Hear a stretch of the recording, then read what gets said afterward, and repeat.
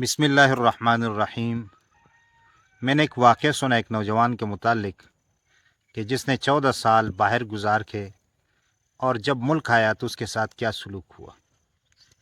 वाक़या कुछ यूँ मैंने सुना कि एक नौजवान इस नियत और इस ख्वाहिश से मुल्क से निकला कि मैं अपने घर वालों को सुकून दूँ, कि वो अच्छा लिबास पहने, अच्छा खाना खाए और अच्छी जगह रहे और वो किसी के सामने मुहताज ना हो। और ये 14 साल बाहर गुजार के फिर जब वापस आता है तो वापस आने से पहले इसके दिल में एक बात आती है कि आया ये जो मेरे घर वाले हैं जो मुझसे मोहब्बत करते हैं, क्या इनकी मोहब्बत सिर्फ पैसे की वजह से है या ज़ाती तौर पर ये लोग मुझे पसंद करते हैं। खैर वो अपने घर वालों को बताते हैं, बहन भाइयों को, कि मेरा वीज़ा ख़त्म हो चुका है, उसमें ख़राबी आ गई है और अब मैं अपने मुल्क में रहूँगा और यहाँ से मुझे भेजा जा रहा है या भेज चुके हैं।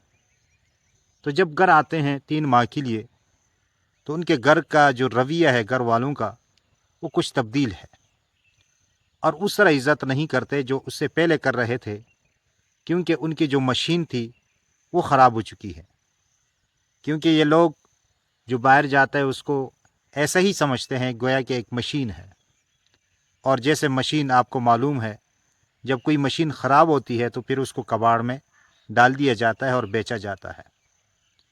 तो इसी तरह इसके साथ ये सलूक हुआ कि उसको इतनी इज़्ज़त नहीं दी जैसे देनी चाहिए थी।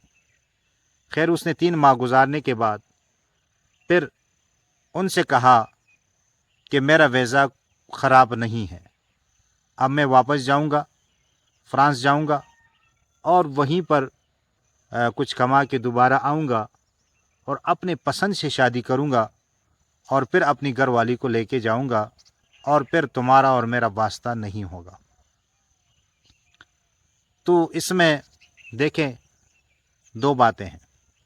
एक, जो घर वाले हैं उनसे मैं ये दरख्वास्त करता हूँ कि जो भी परदेश में होते हैं वो कितनी मुशक्क़तें उठाते हैं, कितनी कुर्बानियाँ देते हैं। अगर आपको यकीन नहीं आया था तो आप जाके देखें कि ये लोग न बीमारी को देखते हैं, न सर्दी को देखते हैं, न गर्मी को देखते हैं। हर हाल में ये कोशिश करते हैं कि ज़्यादा से ज़्यादा कमाएं और अपने घर वालों को भेजें। तो ये उनकी हालत होती है। लेकिन यहाँ पर जब हम देखते हैं ऐसे लोगों के घर वाले वो ऐशी इशरत में ज़िंदगी गुजार रहे होते हैं और उनके भाई लोग जो होते हैं वो अपना कारोबार बना लेते हैं और फिर वो जो भाई है बाहर जो परदेश में है, जब वो आता है तो उसके पल्ले कुछ नहीं होता और फिर वो बेचारा इधर फिर मुशक्क़तों में पड़ा रहता है। और भाई लोग जो वो अपना कारोबार बना लेते हैं उसके पैसों से। तो खुदारा इस तरह ना करे। और जो बाहर के हैं उनसे ये दरख्वास्त है कि आप लोग ज़रूर अपनों के साथ ताउन करें, लेकिन अपने बच्चों के लिए भी कुछ करें, ताकि कल आपके बच्चे जो है वो दूसरे का मुहताज ना हो। दूसरों के साथ, अपने माँ बाप के साथ, अपने बहनों के साथ, भाइयों के साथ ताउन ज़रूर करें, लेकिन इस चीज़ का भी ख्याल रखें कि आपके बच्चे किस हालत में हैं। तो अपने बच्चों को किसी का मुहताज ना बनाए। और यहाँ पर जो है उनसे भी दरख्वास्त ये है कि आप इस तरह फजूल खर्ची ना करें और उसके पैसे को आपके पास अमानत है, जो आपकी ज़रूरत है उसकी हद तक आप इस्तेमाल करें, बाकी उसके लिए महफूज रखें, उसके लिए कारोबार बनाएं, ताकि कल अगर वो वापस आता है और वहाँ के काम का नहीं है तो यहाँ उसको तो कुछ ना कुछ अपना कारोबार और अपना रोज़गार ज़रूर हो। तो ये गुजारिश मैं कर रहा था, और ये हर बंदे के साथ इस तरह कुछ ना कुछ मामलात होते हैं।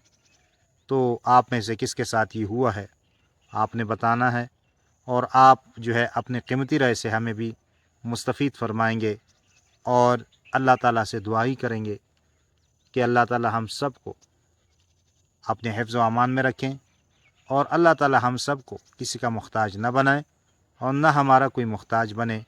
तो ये दुआ करते रहें अल्लाह ताला से, और अल्लाह ताला हम सब का हामी और नासिर हो। आमीन सुम्मा आमीन या रब्बल आलमीन।